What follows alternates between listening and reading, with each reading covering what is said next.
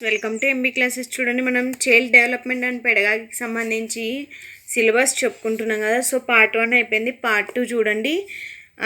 Part 2 ఏంటంటే అభ్యసనాన్ని అర్థం చేసుకోవడంలో ఏమేం టాపిక్స్ ఉన్నాయో చూద్దామా. అభ్యసనం, భావన, స్వభావం, లక్షణాలు, అభ్యసనం భావన, అభ్యసనం స్వభావం, లక్షణాలు, అభ్యసనం నిర్వచనాలు, అభ్యసనం రకాలు, అభ్యసనను ప్రభావితం చేసే కారకాలు, సంసిద్ధత, పరిణతి, ప్రేరణ, అభ్యసన వక్రాలు, అభ్యసన కారకాలకు సంబంధించి వ్యక్తిగత పరిసరాలకు సంబంధించినవి, అభ్యసన రంగాలు, భావవేశ రంగము, సంజ్ఞానాత్మక రంగము, మానసిక చలనాత్మక రంగాలు, ప్రేరణ అభ్యసనంలో దాని పాత్ర, భావన యొక్క అర్థం, భావన నిర్వచనం, భావనోద్భవం, భావనల వర్గీకరణ, భావన రకాలు, భావన వికాసము, భావన వికాసంలో ఉపాధ్యాయుని పాత్ర, ప్రత్యక్షం భావన, ప్రత్యక్షం అర్థం, ప్రత్యక్షం నిర్వచనం, ప్రత్యక్ష ప్రక్రియ, ప్రత్యక్షం లక్షణాలు, ప్రత్యక్ష వ్యవస్థీకరణ నియమాలు, ప్రత్యక్షాన్ని ప్రభావితం చేసే కారకాలు, స్మృతి, విస్మృతి, అభ్యసన బదలాయింపు, అభ్యసన ఉపగమాలు,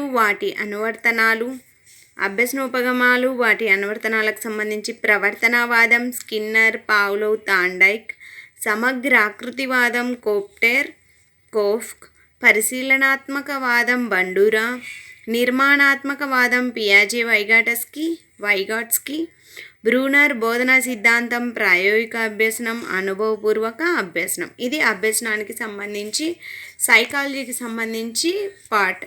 సో నెక్స్ట్ ఏంది, బోధన సంబంధమైన అంశాలు పెడగాకికి సంబంధించి చూద్దాం. బోధన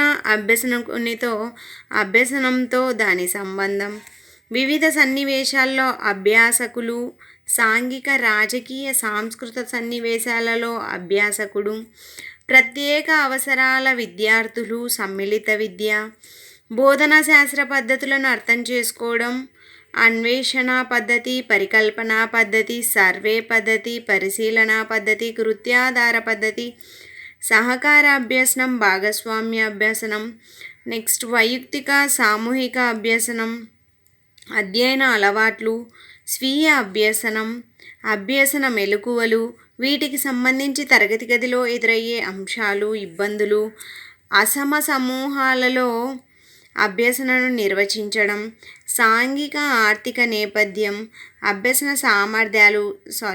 సామర్థ్యాలు, ఆసక్తులు, అభ్యసన నిర్వహణ నమూనాలు, ఉపాధ్యాయ కేంద్రిత, పాఠ్య విషయక కేంద్రిత, అభ్యాసి కేంద్రిత పద్ధతులు. అలాగే బ్రూనర్ బోధన లేదా శిక్షణ సిద్ధాంతము, ప్రణాళికాబద్ధమైన కార్యకలాపంగా బోధన ప్రణాళికలో మౌలిక అంశాలు, బోధనా దశలు, చర్యాపూర్వ, అంతఃచర్య, చర్యానంతర ఉపాధ్యాయ నైపుణ్యాలు, సాధారణ విషయ సంబంధ నైపుణ్యాలు, బోధనకు కావలసిన మెలకువలు, ఉత్తమ సంధానకర్త లక్షణాలు, అభ్యసన వనరులు, స్వీయ, కుటుంబ, సామాజిక, సాంకేతిక పరమైనవి, తరగతి గది నిర్వహణ, విద్యార్థి పాత్ర, ఉపాధ్యాయుల పాత్ర, ఉపాధ్యాయుడి నాయకత్వ శైలి,